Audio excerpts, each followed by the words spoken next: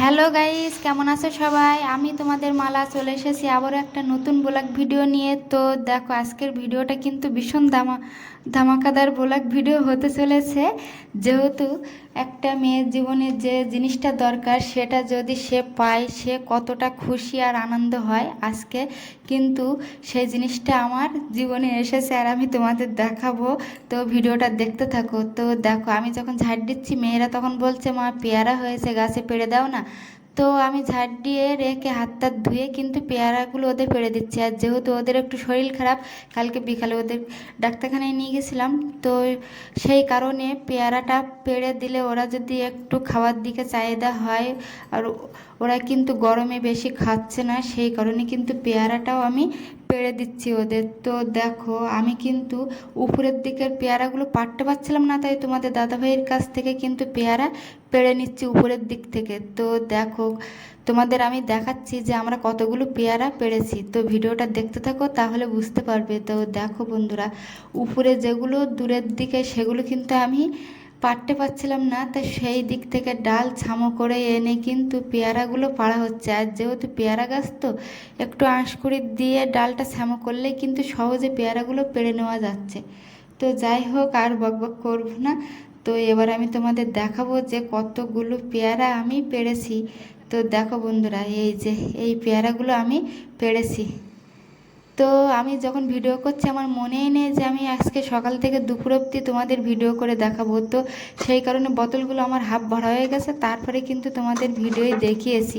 তো দেখো, জল টল ভরে কিন্তু আমি থালা বাসন মাজতে বসে গিয়েছি। আর থালা বাসনগুলো মেজে আমি ধুয়ে আগে তুলে দেবো, নাহলে সাবানগুলো এতে মানে লেগে থাকবে আর উঠবে না। তো সেই কারণে আমি পরে যেগুলো হাঁড়িগুলো মেজে নেবো, হাঁড়িগুলো যেহেতু কালি, আর ওই কারণে হাঁড়িগুলো পরে আমি মেজে নিচ্ছি। দেখো, আর দেখো আমার কিন্তু এইদিকে এমন ভিডিওটা বাজছে, আমি ঠিক করে কথা বলছি আর ভিডিওটাই অন্যরকম হয়ে যাচ্ছে। তো যাই, তোমরা তো ভিডিও দেখলেই বুঝতে পারছো যে আমি কি কাজ করছি কি না করছি, কথার সঙ্গে আর ভিডিওর সঙ্গে মিল না আসলে আর কি করার। তো এমন অসুবিধা হচ্ছিল তখন বন্ধুরা, কিছু করার নেই। বন্ধুরা, থালা বাসনগুলো মেজে আমি এবার হাঁড়িগুলো মাজছি। হাঁড়িগুলো মাজার লাস্টে কারণ হচ্ছে এগুলো কালি উঠছে না, ওই জন্য কালিগুলো লেগে যাবে। তো দেখো, আগে আমাদের যখন ছেলেবেলার জীবনটার কথা মনে পড়ে, যে আগে আমরা শুধু পড়াশোনা করেছি, টিউশনি পড়েছি, আর ছুটির টাইমে তো খেলাধুলা। আগে তো এত মানুষের হাতে ফোন ছিল না, আর মানুষ ভীষণ খেলা করতো, মানে বাচ্চা ছেলে ফেলে এইসবদের কথাই বলছি। আগে খেলা করতো ভীষণ, এত ফোন নিয়ে সব ঘরে ঘরে চুপচাপ বসে থাকতো না। তো এখন কাজ বাজ করলে তখন সেই দিনেরই ছেলেবেলার কথাই মনে পড়ে, যে আগে আমরা যদি একটু বেশি করে পড়াশোনা করতাম, এত তাড়াতাড়ি কেন বিয়ে করলাম, এসবগুলো আফসোস হয়। তো একটা মেয়েকে তো বিয়ে করতে হবে আর সংসার জীবনে তো আসতেই হবে। তো দেখো, যাই হোক, এই দেখো থালা বাসনগুলো আমি সুন্দর করে উপর করে রেখেছি যেন জং না পড়ে। আর এরকম কাজ কিন্তু আমি জানতাম না। চুলটা দেখো আমার পাগলি হয়ে গেছে। আর এইদিকে কিন্তু শাশুড়ি মা গমগুলো ঝেড়ে রোদ্দুরে দিয়েছে, এগুলোকে ভাঙাতে হবে। এইবারে রেশনে কিন্তু আমাদের গম দিয়েছে, যে সরকার উঠেছে সেই সরকারই কিন্তু। আর এদিকে তোমাদের দাদাভাই কিন্তু জাল তৈরি করছে আর মেয়েরা পড়াশোনা করছে, আর ওদের পড়া হয়ে গেছে। আর আমি বাসি কাজ ছেড়ে সবাইকে এবার খেতে দেবো।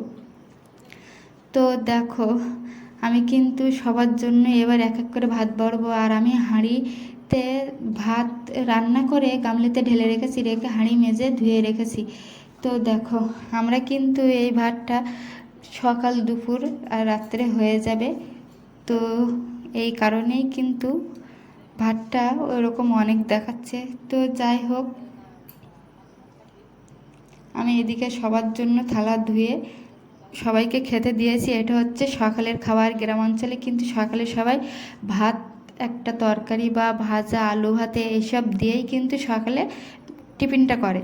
আর শহরাঞ্চলে তাদের হয়তো খাওয়া অন্যরকম, আর আমাদের খাওয়া এইরকমই, যে গ্রামাঞ্চলে ভাতটা রাখতেই হবে সকালে। তুমি সকালে চা বিস্কুট খাও, তারপরে কিন্তু ভাত খেতে দিতেই হবে অল্প করে হলেও। তো যাই হোক, আমি এইদিকে ভাত প্রসাদগুলো খেয়ে নিয়ে আবার চলে যাব ওইদিকে কাজ করা শুরু করব।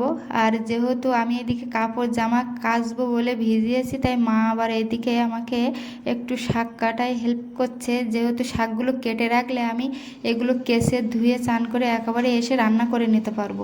তো দেখো, আর যেহেতু আমাদের এই দিকে অম্বুবাসীর জন্য এরকম, তারপরে যখন অম্বুবাসী 3 দিন 3.5 দিন পরে ছেড়ে যায়, তারপরে কিন্তু জামা কাপড় ধুয়ে মাথা ঘষে তারপরে কিন্তু ঠাকুরকে দিতে হয়।